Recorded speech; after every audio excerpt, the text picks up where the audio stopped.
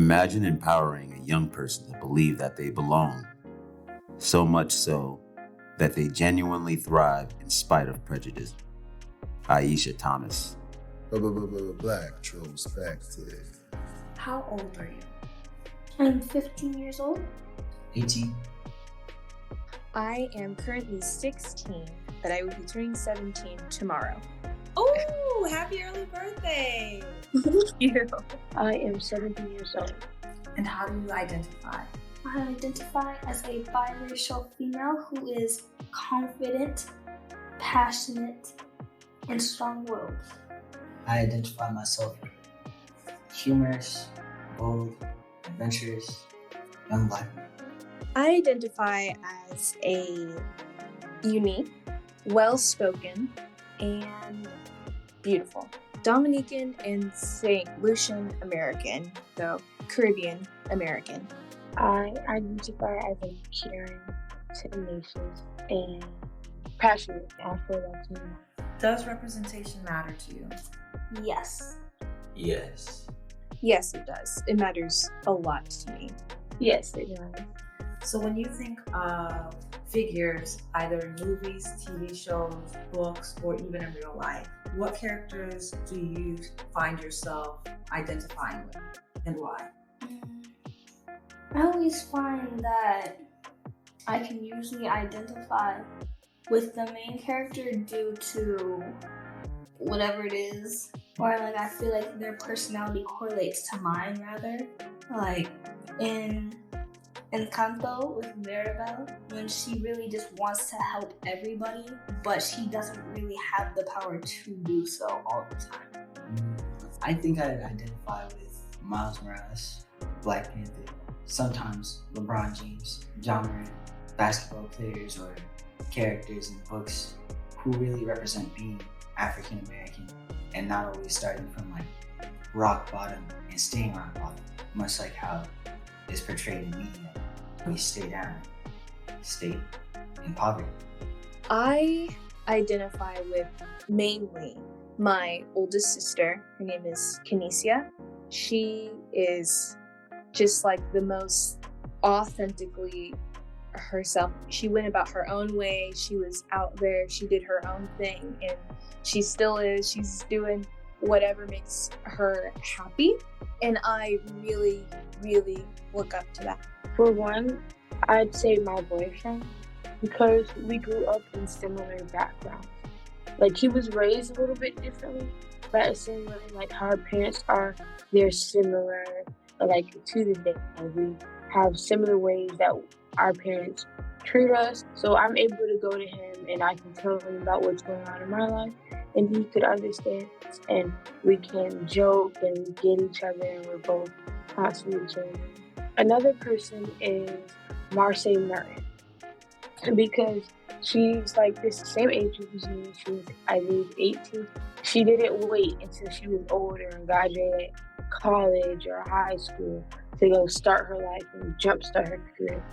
She has her own like publishing company and brands, and she's met all these people. And I don't have all that, but I'm not waiting until I graduated college to jumpstart my life.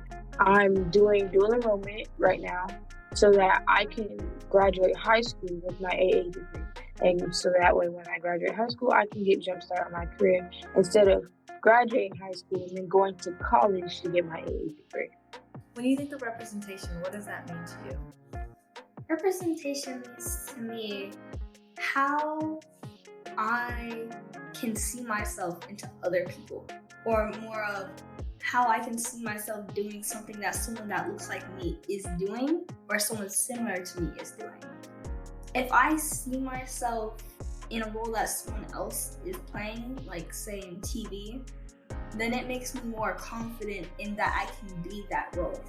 But when I want to be in a role where I don't exactly see myself in, I second guess myself in that role, even though I want to be that groundbreaking one who breaks the narrative and can be played in that role. Like, let's per se say I wanted to play Fiona, I would second guess myself, but I would still try out for that role in hopes of being able to like be in that role and be inspiration for other girls who look like me.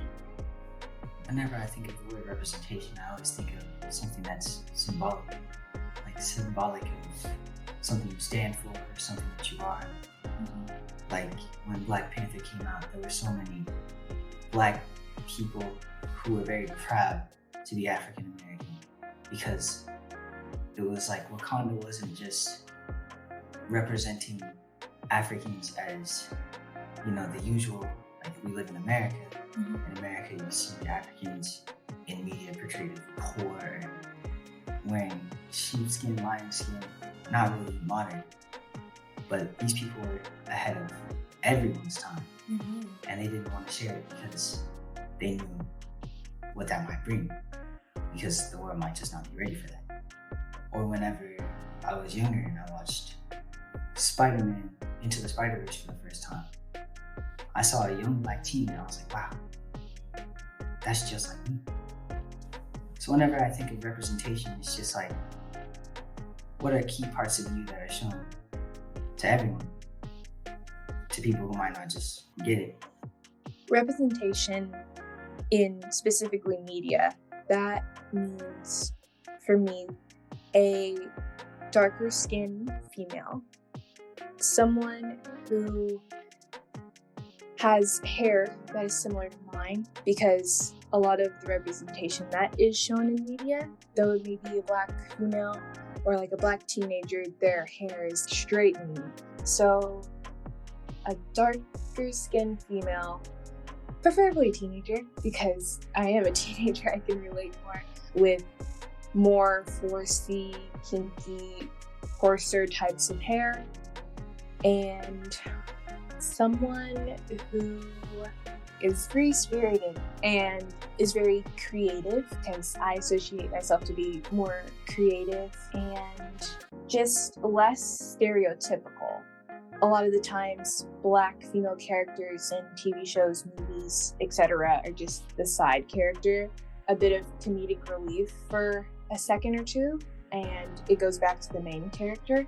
Or they're seen being mean or rude, like the bully. I hate that, me personally. I'm like, why? This is not good. This is not what a lot of Black women are like. So someone just less stereotypical in those forms of like either comedic relief or the bully and just the mean girl. Representation is what you give off to the world, who you are.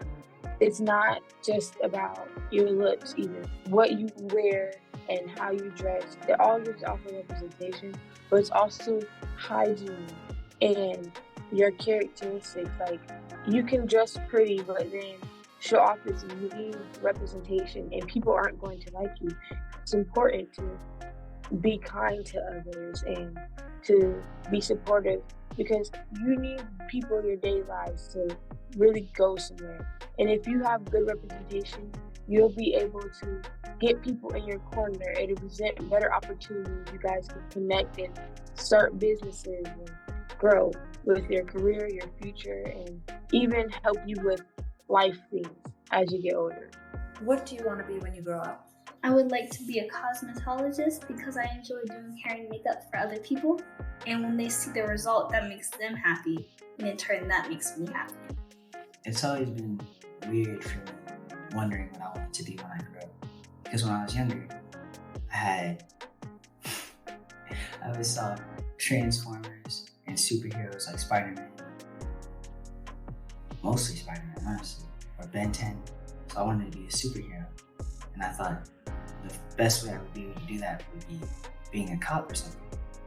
But then as I grew up and saw what police officers did and how they were represented on TV versus how in real life, it wasn't so sweet. It kind of ruined the taste for me. So what did you decide to be instead? I was always on the computer. So whenever my dad brought up cybersecurity, I was like, oh, that sounds cool. And I looked into it and I was like, wow. Because I've always been looking for a job where I can have free time and also help people. And since technology is becoming such a thing now, it's like I can help people from home. So anything in cybersecurity is good for me. Okay, so you want to be a cybersecurity engineer. An analyst. Okay, cybersecurity analyst. Something in the creative field, because I just feel like in the creative field, it can never be boring. And that's what I don't want for my future, to be boring. I like painting. I like writing poems specifically. Essays are not really my jam, but I have to write them for school. I'm kind of jumping around. I used to really want to be a lawyer, and then I wanted to be a therapist or a psychiatrist. And I kind of still want to be those, but as I'm starting to really get out in the world, I'm realizing that there's so many other things that you can do, and there's so many different options that you're not really shown when you're younger. So I think right now, one of the other things I'm leaning toward is being an ultrasound tech, specifically with babies or doing anything that I can with babies. Who's your hero and why? See, that's such a loaded question for me, because when I think of someone I look up to, I think of my mom. Because my mom, she was a single mother when she raised us, and she was raising us completely on her own before she got with her partner. So when I think of strong, independent woman, I think of my mom. And that's where I strive to be. Okay, why was that loaded? Okay, it wasn't loaded, but we don't talk about it. No. Okay. On a superhero standpoint, it would probably be Spider-Man. Always Spider-Man. I can tell you like Spider-Man. Yeah. I grew up watching movies back to back all the time. So if you think of heroes, Spider-Man would be your hero. More so Stanley. Stanley the creator. Yes. Also made Spider-Man a hero with a mask. And made so many other Spider-Man so that anyone could really wear the mask. But it didn't matter who it was. So anyone could relate to Spider-Man. Yes. I love it. My heroes are my family, my sisters and my mother. They've always been there for me, and they resemble a hero to me, like heroes in the traditional sense, save the city and keep people safe and care for people. And that's exactly what they all do. I just admire them so much. I'm just wow, how did I get someone like you in my life, They are my heroes. My mom, especially, she is the loveliest person, and she deserves the world. My hero would be God, because I always knew about God, but I didn't have anybody to show me and teach me, and I tried to pick up the Bible, but it was hard to read it. And then when I got with my boyfriend, his family is very big on God, and they taught me. As I learned, life became easier. I used to have depression and anxiety, and then I was saved, and it was all of that went away. I still obviously have my times where I'm sad or feeling low and bad, but ever since I was saved by God, I look back and be like, man, I typically be depressed over this, or I used to get anxiety over this, but I haven't had that and felt that in a while now. So that was one thing that really, he's my hero. He made me feel safe. Yeah, and not only that, it's if I have issues, I know I can go to him and I can pray. And it may not be the answer I want, or it may not be when I want it, but eventually it will happen and I will get it. What are the benefits of seeing yourself represented? Do you feel confident? Do you feel pride? Do you feel safe? Do you feel empowered? If those are the effects of representation, then what happens when there is a lack of representation? Do you feel insecure? Do you feel ashamed? Do you feel frightened? Do you feel inferior? Or simply just never imagining yourself in certain spaces? Growing up, my 8-year-old self, I knew that I was going to be a businesswoman. I knew that I was going to be wearing glasses. I knew that I would have a high bun. I knew I was going to be wearing a nice suit and that I was going to be working in a glass building. At 8 years old, that's who I knew that I was going to be. I didn't necessarily know what profession I was going to be in, but I just knew those were the elements of that profession that I wanted. I liked the idea of dressing up. I liked the idea of being a professional. I loved the idea of being a businesswoman. But even in that sense, I didn't see myself as being like a CEO or a boss or a leader in that sense. I just knew that I was going to be stylish and that I was going to be fashionable. I was going to look great. Go in every day, don't in the cubicle. That is you. Going in every day and just sitting in a cubicle. When I think of those aspirations and I think about like representation, I think of like my parents.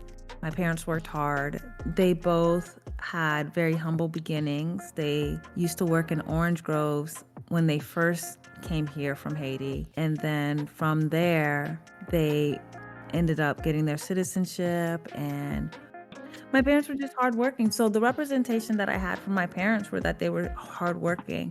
Anything that they did with passion, and they did it so gracefully, like smiling. I loved going to the company parties and hearing people talk about my parents and what they represented in the companies that they were employed with.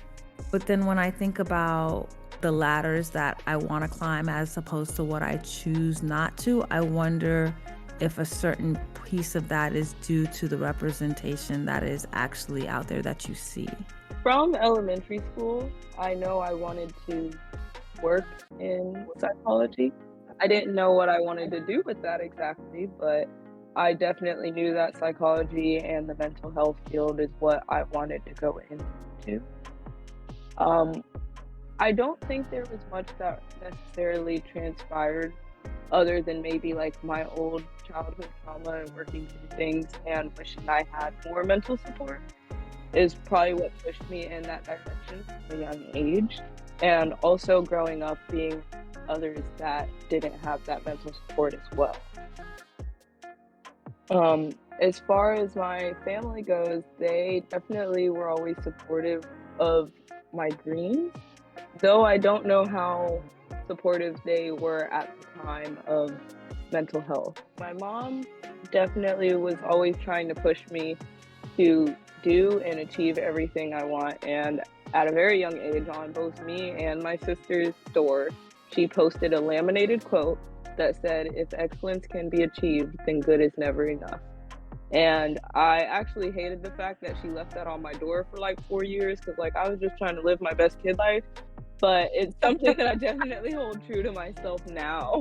You know what though? You got to give a shout out to parents that do that push you, because when you're young like that, you don't know what's out there in the world. You don't know what experiences you're going to have. Building that foundation, that strength in the mental foundation of just knowing that things are going to get tough, but you know, if you can do your best, do better. Just that go get 'em attitude. I think sometimes, even in my own childhood, I feel like that was kind of a saving grace. People always ask me, why am I so positive about certain things? Or why do I fight so hard for the things that I want? Or why am I so persistent? And honestly, it's just seeing my parents, seeing them work for everything that they had, and also seeing like the outcome, the fruits of their labor. Yes. For me, it's like I saw the fruits of her labor, and I know that she never wanted me to have to work as hard as she is working. So I am willing to put that work in now, so I won't be working like this my whole life. So I love that you touched on mental health, because I know my experience in terms of mental health growing up, specifically in the Black community. I remember after having my first child that I went through postpartum depression, and I was confiding in a friend, essentially saying like, hey, I'm depressed. Like, I'm going through a hard time. I'm depressed. And I think I should see someone. The person relayed to their parent, their mother, and their mother's reaction was more so like, she needs to pray about it. That's the devil talking in her. She needs to go to church. the lack of support actually kind of shied me away from seeking mental health at that time. And honestly, I don't know if at that time I would have found someone who would be able to diagnose me in a way that where I'm not medicated, and that I felt like that I could actually let my hair down and just be my authentic self and divulge everything to. I think even now, shopping for my therapist, looking for a therapist, even now, it's still hard to find someone that I feel completely safe with, regardless of color, race, creed. Of course, right now, I'm being very deliberate about my therapist being a Black woman. That is my preference. But even in the experiences that I've had thus far, it's really like dating. You have to find someone who fits in your puzzle. And so that's kind of the mental health journey that I'm taking even now, which is a healthy thing. I think everybody should have a therapist. Everyone should have someone that they can divulge themselves to and be their authentic selves, and not put that burden so much on their friends or on their family members, because sometimes they're just not qualified to deal with the type of emotions and even give you the best feedback for you. Because what about the non-religious folks that are having those same cries for help, and the response they're getting is, oh, you need to pray about it? They might not even believe in prayer. And even for me, someone who does, I know that that's not going to be enough to fix it all. I'm a firm believer in God. Listen, we're tight, okay? We are tight. However, I also do believe that, sometimes the guidance, the help that God is providing is a therapist, is access to, is the means to be able to help you help yourself in a way. Mm-hmm. With that and the search for therapy and just looking at the mental health game, there's been several organizations that do exactly that as far as combating mental health. It's not only from the standpoint of serving the community, it's also in a standpoint of also being a platform, a support system for the employees that they also hire.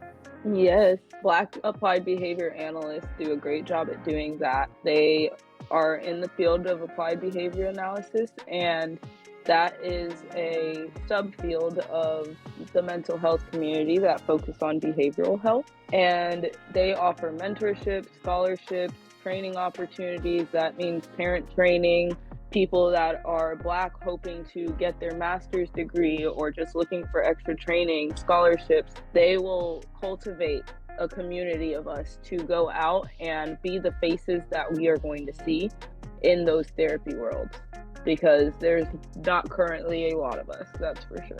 When conducting the interview, one of the things that I was looking for or listening out for when interviewing the young adults from early in the episode was to see how many of them wanted to be in the medical field, how many of them wanted to be in technology, how many wanted to be in an area of creativity.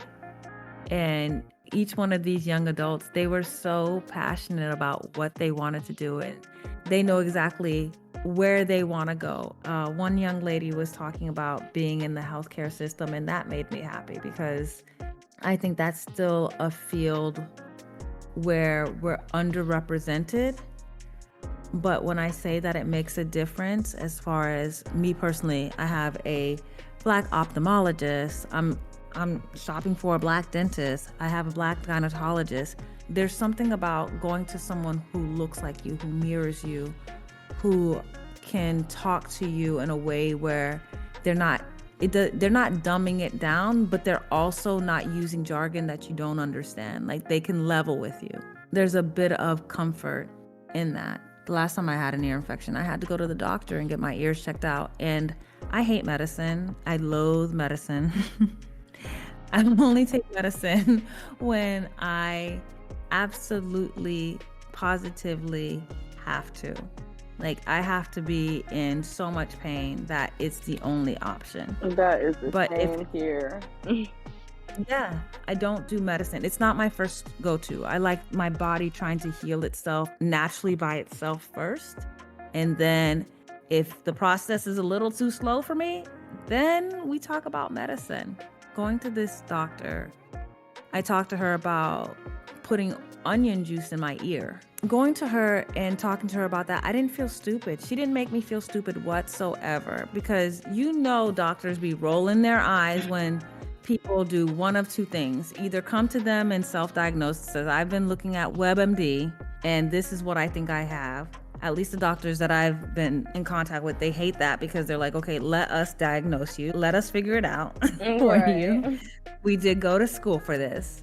The other one I would think is like the people that are naturalistas. They're like, that just won't take medicine and shut up. But for me, I felt very comfortable with her. And I felt like she was being very honest with me. And she gave me the good and the bad of my options. She's like, you could take medicine and this will be the effects. Or you could do the natural, like onion juice does have natural benefits to it. However, think about putting, raw vegetable juice in your ear and what that could do if it sits and ferments.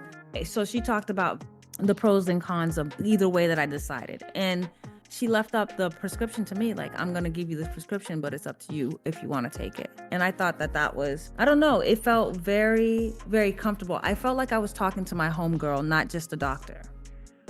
Yes. So I think that's the piece that I can say about Black people being represented in the healthcare. It's something about feeling like the person that you're looking at understands you, even if they don't know you. Yes, and I have definitely experienced that as well. Like, in recent years, I found a new PCP and a OBGYN that both are Black women. And some of the things that I have been addressing to my doctor for the longest times that hasn't been taken seriously or addressed back was something that they were instantly on top of getting results for.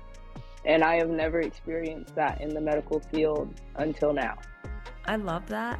It's almost perplexing, because I know when it comes to women of color, Black women, Asian women, Hispanic, Latin women, we have a higher risk. Even in pregnancy, we're high risk, right?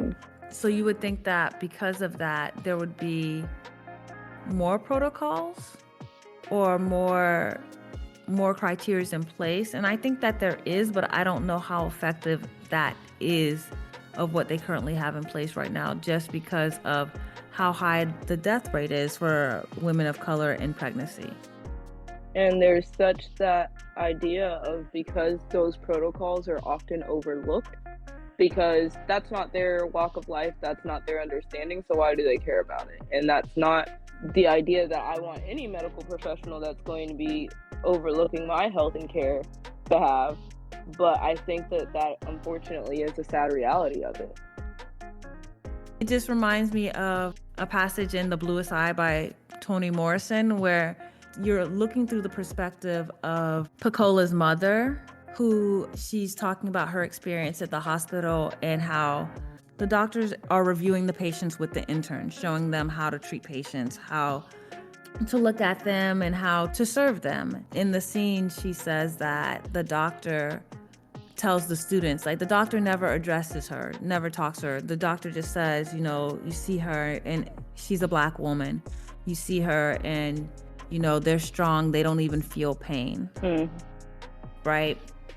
And then she sees them go over to the white woman delivering a baby, and the doctor talks to her and addresses her and asks her how she's feeling, and the difference is noticeable.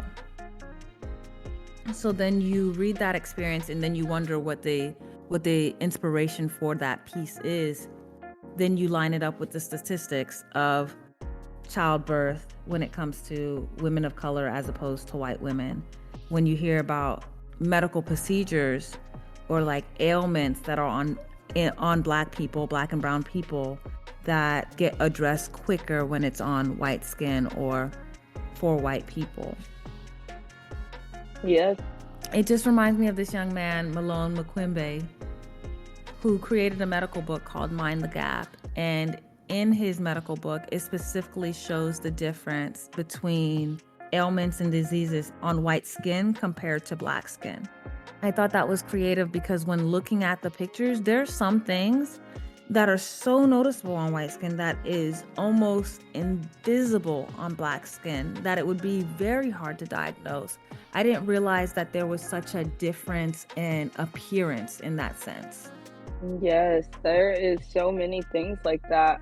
Another person, Shiribir Ibi, he is an illustrator, and he focused on creating Black illustrations that are anatomically correct to use in medical books in the hopes of improving the Black healthcare system, because you will be able to see the differences the same way that Malone Mukwende is doing, but across the books as a whole. If you think about even Black representation in your school curriculum or in your books, right? There's not a lot of representation in terms of looking at ailments or looking at, well, just Black anything, if you think about it. I mean, outside of, civil rights and slavery and those topics, I don't know if Black people are represented to the full capacity that they could be. I know I've taken anatomy classes, child development classes, and I would say probably in the 90 percentile of the time, the illustrations are all of white people. I think due to that, it kind of breeds this idea of stereotypes as well. I had an experience where one of the coworkers that I used to work with said that she didn't realize that Black people were educated until she actually went to college, because she hadn't seen them growing up, which means she didn't see them around her, and she also didn't see them in books. So therefore, in her mind, Black people learned everything from everyone else. We have no history, we have no culture, therefore our stories are written for us, which is why it's important to have representation in textbooks. I think it's like the McGriffin Company or whatever companies they are that produces the textbook. There's a handful. And in all the curriculums, the history that is told is from a white perspective. And because it's from a white perspective and not the perspective of people who are experiencing it, they can only go by what they know. So if you don't know what it is to be Black and to have pain and to shield your emotions and put a face on to the world, if you don't have to do those things, then you don't know what it feels like, and you also don't know what it looks like. You just assume that everyone's enjoying your company and that that person that's working next to you does not have a bad day because they never show you their bad day. And that can be very dangerous.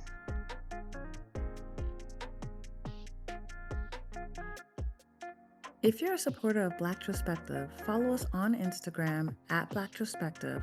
Our episodes are also available on Anchor, Spotify, and Radio Public. Black Trospective.